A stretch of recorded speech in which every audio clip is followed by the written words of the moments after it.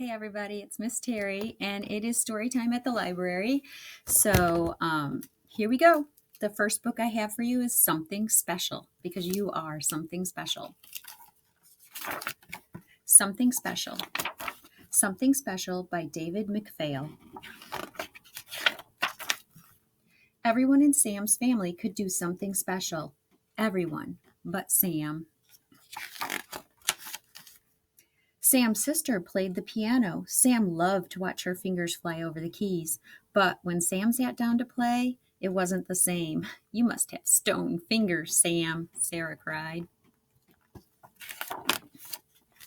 Sam's sister Flo played first base. She hardly ever missed a catch. Sam could watch her play for hours. Sam wanted to play baseball too, but he couldn't catch a thing. Butterfingers, said Flo. It's dipping into his love bucket, isn't it? Sam's brother Eugene was a computer whiz. He really knew how to make that computer hum. Let me try, begged Sam. But when Sam touched the computer, it screamed. And so did Eugene. Sam's father was a wonderful cook. Not only did everything taste good, it looked beautiful too. Once Sam helped cook dinner, but no one was hungry. Do you see his food's green? Ooh. Sam's mother carved wooden birds. Sam thought they almost looked alive. He wished he could carve birds too, but he was too young to use a sharp knife. Maybe Grandma will teach me to knit, thought Sam. She makes it look so easy. But it wasn't. The magician on TV made the disappearing egg trick look easy too. Egg. Are you thinking what I'm thinking? Oh no, right? But the trick didn't work for Sam, no matter how many times he tried it. You see all the cracked eggs? Even Sam's dog Fred could do something special. I can do that, Sam said, but he couldn't. What else can I try, Sam wondered. He walked down to the pond to see the ducks. The birds were singing. Maybe I can sing, he thought, but not even the birds would listen. Sam went to talk to his mother. She was trying to paint a duck's feathers. I just can't get it right, she complained. Maybe it should be greener, said Sam, like the ducks in the pond. Show me, said Mother. Why, that's perfect, Mother said. This is fun, Sam said. May I paint a picture? That apple looks good enough to eat, said his father. Is he finding his something special?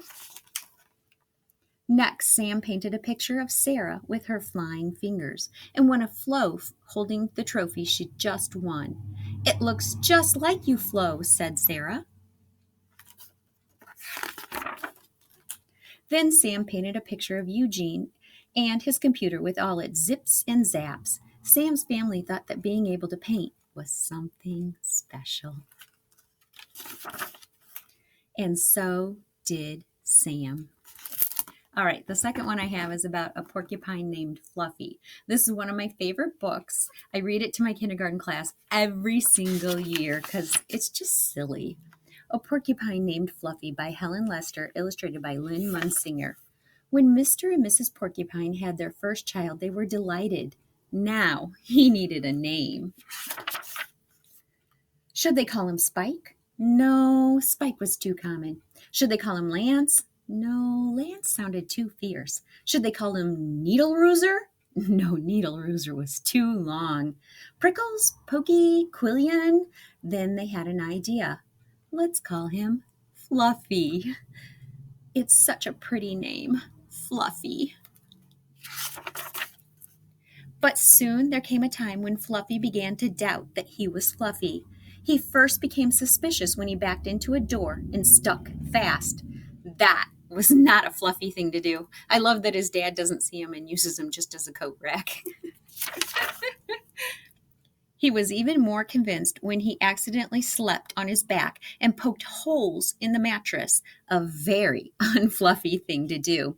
When he tried to carry an umbrella, he knew the truth without a doubt. Fluffy definitely wasn't. So he decided to become fluffier. Clouds are fluffy, he thought. I'll be a cloud. But he couldn't stay up. I know, pillows are fluffy, he said. I'll be a pillow. But when his mother sat on him, she was not pleased. He tried soaking in a bubble bath for 45 minutes, but he did not become fluffy. He became soggy. He tried whipped cream. He put a little on each quill. It was not easy. It took more than half a day. But this did not make Fluffy fluffy. They should have named me Gooey, he sighed. He ate a lot of fluffy marshmallows. He rolled in shaving cream and feathers. He even tried to become a bunny.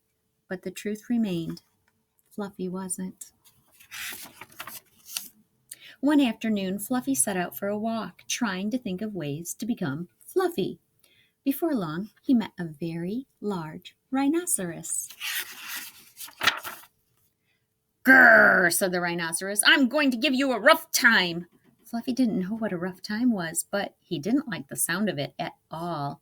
"What is your name, small prickly thing?" asked the rhinoceros unkindly. "Fluffy," said Fluffy. The rhinoceros smiled. He giggled. Then he laughed out loud. He rolled on the ground. He jiggled and slapped his knees. He roared with laughter. "A porcupine named Fluffy?" howled the rhinoceros. Fluffy was embarrassed, but he tried to be polite.